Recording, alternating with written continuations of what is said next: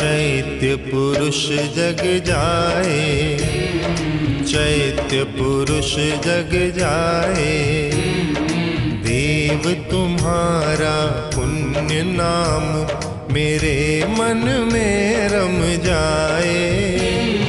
चैत्य पुरुष जग जाए, चैत्य पुरुष जग जाए, देव तुम्हारा पुण्य नाम मेरे मन में रम जाए। चैत्य पुरुष जग जाए, चैत्य पुरुष जग जाए।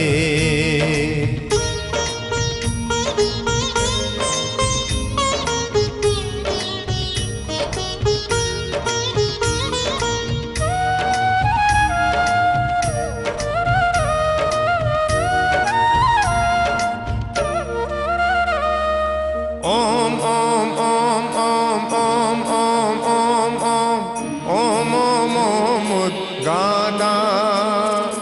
ओम ओम ओम ओम ओम ओम ओम ओम ओम ओम उद्गाता। अरहम अरहम अरहम अरहम अरहम अरहम त्राता।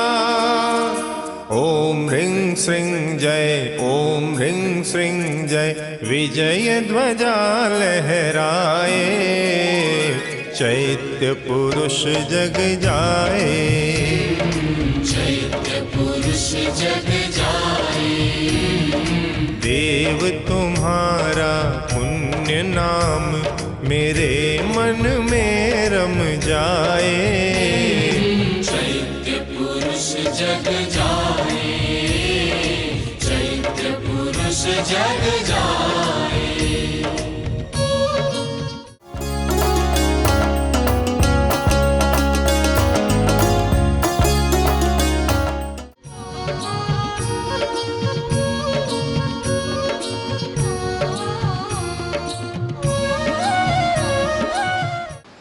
मैंने धर्म को समझने का प्रयत्न किया।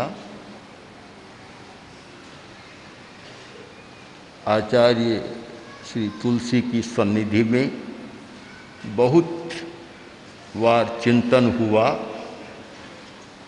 तो ये लगा कि धर्म का नवनीत है अध्यात्म, उसका मक्खन। गुरुदेव बहुत बार कहा करते थे कि ठंडो ऊनो सब करे एक मक्खन रे कार। एक व्यक्ति कभी गर्म को तपाता है, दूध को तपाता है, फिर ठंडा करता है, फिर जामन देता है। ये ठंडा ऊना क्यों करता है? एक मक्खन रे कार, ये मक्खन निकल आए। हमें मक्खन को देखना, सार को देखना कि हम जो कर रहे हैं उसका मक्खन क्या है, नवनीत क्या है, उसका सार क्या है। धर्म का सार है अध्यात्म। अध्यात्म केवल आत्मा, हमारी यह चेतना जाग जाए कि अंतिम सच्चाई आत्मा है और सब तो उसकी परिधि में होने वाली क्रियाएं हैं और हमें आत्मा तक पहुंचना है। अब उसका नाम चाहे आत्मा कहो, परमात्मा कहो, गॉड, खुदा, कुछ भी नाम दे दो, ईश्वर, ये तो सब नाम हो गए। मूल आत्मा तत्व है, चैतन्य तत्व जो पदार्थ से भिन्न है। एक है पदार्थ जिसमें चेतना नहीं होती, एक है आत्मा जो चैतन्य है, ज्ञानमय है, जिसका ज्ञान लक्षण है। हमें आत्मा तक पहुंचना, यह धर्म का निचोड़ सार है।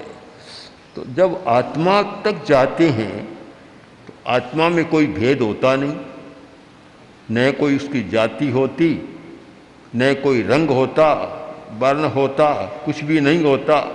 आत्मा केवल आत्मा है। ये सारे भेद तो हमारे शरीर के साथ जुड़े हुए हैं।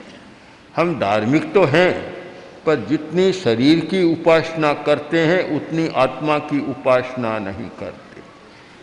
और शरीर की उपासना करते हैं, इसीलिए बहुत सारी समस्याएं पैदा होती है। मैं मानता हूँ कि शरीर की उपासना को तो छोड़ा नहीं जा सकता। हम शरीरधारी हैं, करना है, पर केवल शरीर पर न अटके, केवल शरीर के साथ न रहे, कभी कभी आत्मा के साथ भी रहें। 24 घंटा में अगर 10-20 घंटा शरीर के साथ बिताते हैं तो 1-2 घंटा भी आत्मा के साथ बिताएं। तो एक सूफी संत जा रहे थे, साथ में चेला था। चेला नया मूंडा हुआ चेला था, अभी पक्का नहीं था। जा रहे थे, जाते जाते रास्ते में जंगल आ गया, और जो पहुँचे हुए संत होते हैं, अध्यात्म के उपासक होते हैं, उनको एकांतवास बहुत अच्छा लगता है। और फिर जंगल का वातावरण हो तो और अच्छा लगता है, जहाँ पेड़ों वृक्षों के छाया में बैठकर कुछ उपासना करते हैं, और ज़्यादा अच्छा लगता है। वातावरण का अंतर होता है। और बहुत लोग आज के ज़माने में तो भारी तनाव के साथ जीते हैं। तनाव, इतना तनाव जिसका नाम भी शायद पुराने लोग नहीं जानते थे। आज तनाव तो छोटा बच्चा भी जानता है कि तनाव में रहता हूँ। ये सब सारे पदार्थ के साथ, शरीर के साथ है। तो हमारी समस्या यह है कि हम पदार्थ को छोड़ नहीं सकते, क्योंकि जब शरीर है तो शरीर तो पदार्थ के आधार पर चल रहा है, हम छोड़ नहीं सकते। खाना जरूरी, पानी भी चाहिए, कपड़े भी चाहिए, दवा और भी न जाने क्या क्या चाहिए, छोड़ तो नहीं सकते। तो फिर हमें एक समन्वय स्थापित करना है, एक संतुलन बनाना है। संतुलन आज की सबसे बड़ी समस्या है कि आदमी संतुलन करना नहीं जानता। इम्बैलेंस, बैलेंस नहीं है कोई भी, एकदम संतुलन खो बैठता, एक तरफ झुक जाता है, एक तरफ में। ये अच्छा नहीं होता।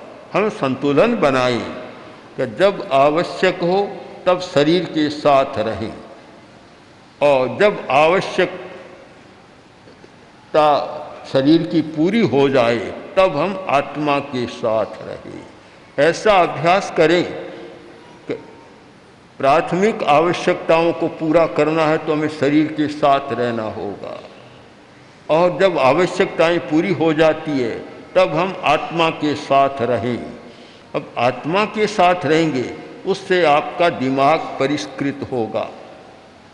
उस समय जब आत्मा है, न कोई जाति होगी, न कोई वर्ग होगा, न कोई वर्ण होगा, न कोई रंग होगा, कुछ भी नहीं होगा, सबसे अतीत आत्मा है।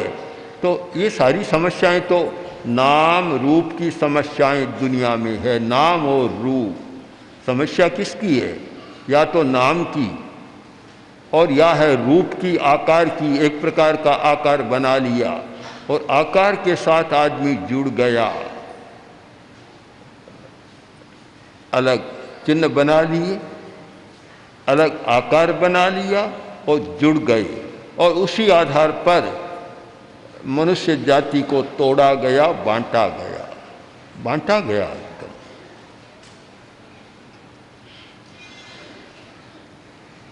एक घटना है, घटना है, शायद कहानी नहीं, घटना ही है। एक व्यक्ति रसोइया एक सेठ के यहाँ नौकरी करता था। अब सेठ किसी एक संप्रदाय को मानने वाले थे, इसलिए तिलक करने का प्रकार अलग दूसरा था, और रसोइया किसी दूसरे मत को मानने वाला था। अब विचार तो अपने अपने हैं, चाहे कर्मचारी हो, नौकर हो, रसोइया हो, चाहे मालिक हो, सब स्वतंत्र है अपने अपनी उपासना करने में। और ये स्वतंत्रता ही मनुष्य जाति का सबसे अच्छा लक्षण है। अगर ये स्वतंत्रता न हो तो मनुष्य भी यंत्र बन जाए, यंत्र, और फिर मानवता नहीं रहती, ईंट पत्थर बन जाता है, एक सांचे में ढालो और एक जैसा बन जाए।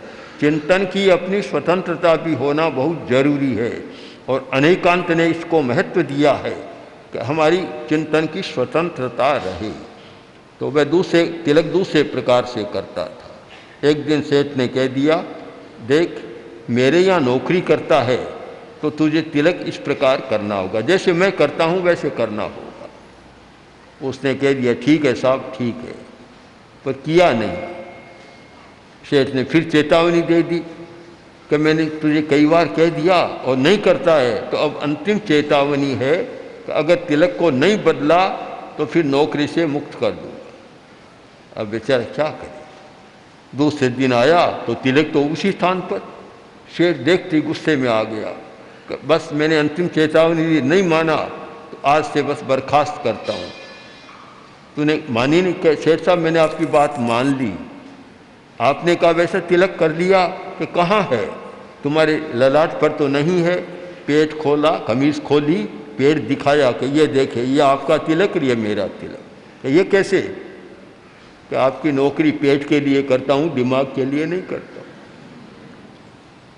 तो आप पेट देख लिए, पेट पर आपका है। अब जब इस प्रकार का एक आग्रह बन जाता है, खींचातान हो जाती है विचारों की, वहाँ फिर मनुष्य जाति की एकता टूटती है, भंग होती है उसका।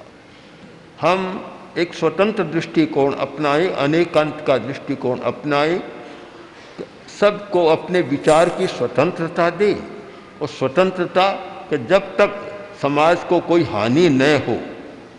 अब कोई कैसे तिलक करता, कोई कैसे कपड़ा पहनता, कोई कुछ करता, कोई मुंह पर पट्टी रखता, कोई नहीं रखता। अब अपनी अपनी स्वतंत्रता है, दूसरे को हानि नहीं पहुंचती। वह स्वतंत्रता तो समाज नहीं दे सकता कि जिससे समाज को हानि पहुंचाए, वह तो नहीं हो सकता। पर जिससे कोई हानि नहीं, व्यक्तिगत उपासना का प्रश्न है, व्यक्तिगत श्रद्धा का प्रश्न है, जैसे जचे वैसे करे। कोई मंदिर में जाता है, कोई मस्जिद में जाता है, कोई उपाश्रय में जाता है, कोई नहीं भी जाता। तो यहाँ हिंदुस्तान में तो इतनी वैचारिक स्वतंत्रता रही है कि किसी को बाध्य नहीं किया गया। ये खास बात है, हिंदुस्तान में पुराने काल से उदारता रही है और किसी को बाध्य नहीं किया गया कि तुम्हें ऐसा ही करना पड़ेगा, इस भूखंड में रहो तो तुम्हें यह करना पड़ेगा, ऐसी कोई बाध्यता नहीं की जाती। इतनी स्वतंत्रता दी गई है। और इसीलिए आज छोटे मोटे हिंदुस्तान में हजारों संप्रदाय हैं, छोटे मोटे बहुत संप्रदाय। एक संप्रदाय के भी न जाने कितने अवान्तर संप्रदाय मिल जाएंगे, तो कोई समस्या नहीं है। समस्या हमारी कहाँ पैदा होती है कि जहाँ आग्रह पनप जाता है और जब यह धारणा बन जाती है कि मैं करता हूँ वही सही है, दूसरा करता वह सारा गलत है, इस प्रकार का विचार बनता है और वही विचार कलह का, संघर्ष का, लड़ाई झगड़े का कारण बनता है। इतना आग्रह क्यों होना चाहिए? आदमी इतना ज्ञानी नहीं है, इतना पहुंचा हुआ नहीं है कि मैं कहूँ वही तो सत्य है, मैं करूँ वही ठीक है, दूसरे करते हैं सारे गलत हैं। यह एकांतिक आग्रह समस्या का कारण बन रहा है। भगवान महावीर ने जातिवाद का विरोध किया था, एक दिशा निर्देश दिया था कि कर्मणा जाति होती है, जन्मना जाति नहीं होती। कम्मुणा ब्रह्मणो होई, कम्मुणा होई खत्तियो, वैसो कम्मुणा होई शुद्धो हवई कम्मुणा। ये चार पद में चार बातें बतलाई गई उत्तराध्ययन सूत्र में कि कर्म से ही तो आदमी ब्राह्मण होता है। उस समय प्राचीन काल में चार वर्ण माने जाते थे, तो कर्म से तो ब्राह्मण होता है, कर्म से वैश्य होता है, कर्म से क्षत्रिय होता है, कर्म से शूद्र होता है। एक लचीलापन था, कर्म से होता है, जन्मना नहीं। जिस कर्म में जो लग गया, रक्षा में लग गया वह क्षत्रिय हो गया, व्यापार में लग गया तो वैश्य हो गया, सेवा में लग गया शूद्र हो गया, और अध्ययन अध्यापन में लगा तो ब्राह्मण हो गया। एक लचीलापन था, लचीलापन। आचार्य कृपलानी अच्छे बड़े विचारक थे और उदार विचारों के भी थे। कांग्रेस के अध्यक्ष थे उस समय, यात्रा कर रहे थे। यात्रा में और भी बहुत लोग थे किसी व्यक्ति ने पूछ लिया कि आप कौन हैं, कौन है आप? तो कृपलानी ने उत्तर ऐसा दिया, बड़ा तात्विक उत्तर दे दिया। उन्होंने कहा, भैया देखो कि मैं सुबह सुबह तो शूद्र होता हूँ, फिर मैं वैश्य बनता हूँ, दोपहर में वैश्य बनता हूँ, शाम को मैं ब्राह्मण हूँ और रात को मैं क्षत्रिय हूँ। उसने कहा कैसे? कि कैसे क्या? सुबह सारी शरीर की सफाई करता हूँ, घर की सफाई करता हूँ तो मैं शूद्र हूँ, सेवा करता हूँ। फिर दोपहर में कोई काम धंधा करता हूँ आजीविका के लिए तो मैं वैश्य बन जाता हूँ, और फिर अध्ययन करता हूँ थोड़ा तो ब्राह्मण बन जाता हूँ, और रात को घर की रखवाली करता हूँ तो मैं क्षत्रिय बन जाता हूँ। एक उदार दृष्टिकोण का हर व्यक्ति सब काम करता है, सब बनता है। हम किसी को बांधें क्यों? इतना बांध दिया, उस बांधने के कारण इतना बंधन हो गया, और बंधन ही नहीं, एक विद्वेष और घृणा की भावना भी पैदा हो गई। तो एक धर्म वाला दूसरे धर्म वाले से घृणा करे, एक जाति वाला दूसरी जाति से घृणा करे। इस घृणा ने मानवता को तोड़ दिया, खंडित कर दिया। हम न भूलें, महावीर की वाणी के आधार पर आचार्य भद्रबाहु ने एक सूत्र रचा, एका मनुष्य जाई, मनुष्य जाति एक है। अब जाति कौन सी? एक ही जाति है, मनुष्य जाति, बस, और दूसरी कोई जाति नहीं है। और जातियां तो बाहर में थोपी जाती है बाद में, मूलतः तो मनुष्य जाति है, सब मनुष्य है, सब में मस्तिष्क है, सबका नाड़ी तंत्र समान, मस्तिष्क एक रचना एक जैसी, नाड़ी तंत्र की, हमारे ग्रंथि तंत्र की, हमारे अवयवों की। यह तो नहीं होता कि एक जाति का हिंदू है उसके तो लीवर यहाँ होता है और मुसलमान के यहाँ होता है, ऐसा तो नहीं होता। प्रकृति में कोई भेद नहीं है, सबके जहाँ चाहिए वहाँ लीवर होता है, जहाँ चाहिए वहाँ स्प्लीन होता है, जहाँ चाहिए हार्ट होता है। यह तो नहीं होता एक ईसाई का तो हार्ट यहाँ होता, सिर पर होता है, और हिंदू का यहाँ होता है, ऐसा कभी नहीं होता। सारी शरीर की संरचना, प्राकृतिक संरचना हमारी एकता को बतलाती है। फिर भी ये घृणा के विचारों ने, घृणा के संस्कारों ने इतना तोड़ दिया कि एक दूसरे को देखने के बाद जैसे अंगारे बरसने लग जाते। अगर आप धर्म को समझने का प्रयत्न करें तो सबसे पहले ये विद्वेष और घृणा को समाप्त करना जरूरी है।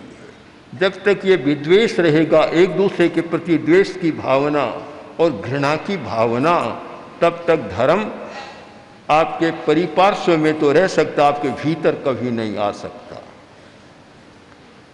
एक चर्च में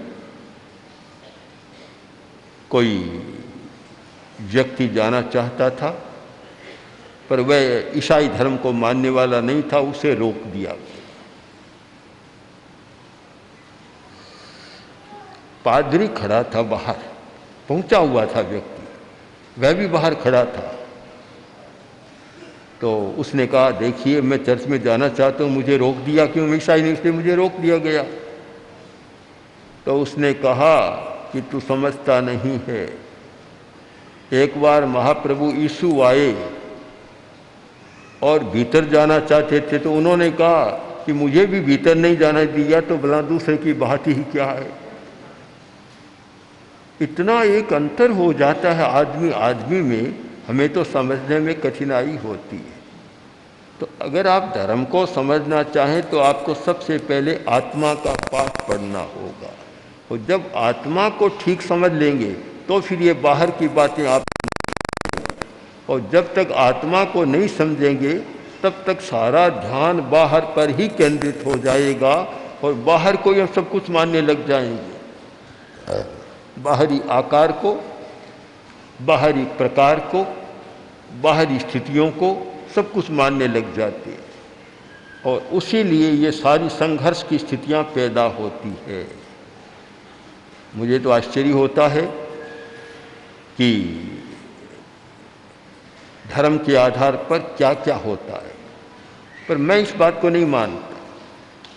मेरे पास विदेशों से भी कई प्रश्न आए कि धार्मिकों ने क्या क्या किया।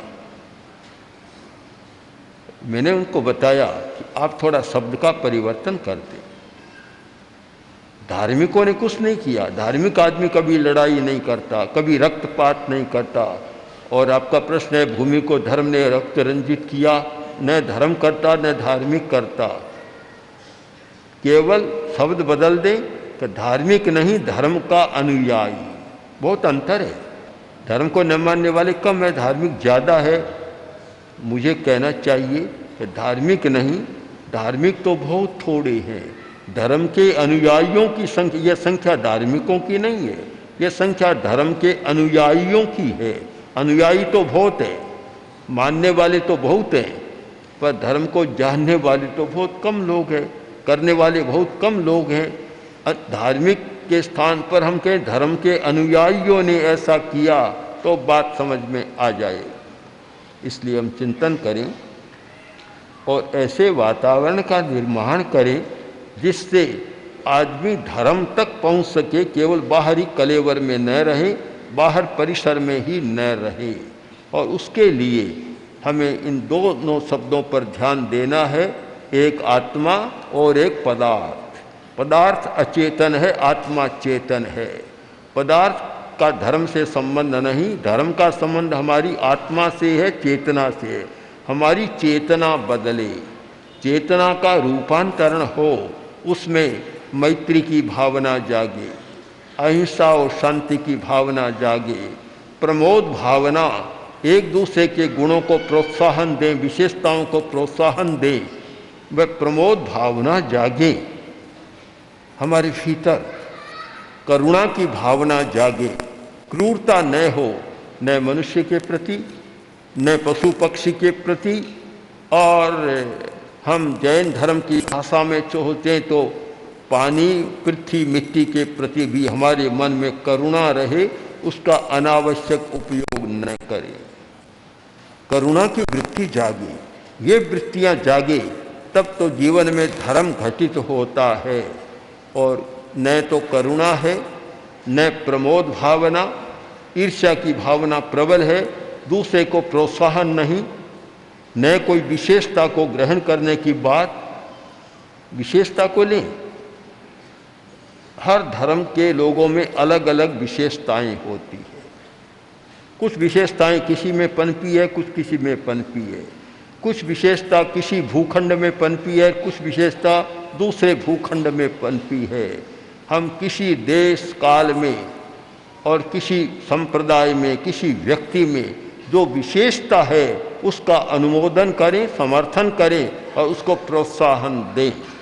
ये भावनाएं जागे तो ये धर्म का विकास होने का रास्ता है। मैत्री, प्रमोद, करुणा, मध्यस्थ भावना, ये धर्म के लक्षण हैं। और इनके स्थान पर यह दुश्मनी का भाव,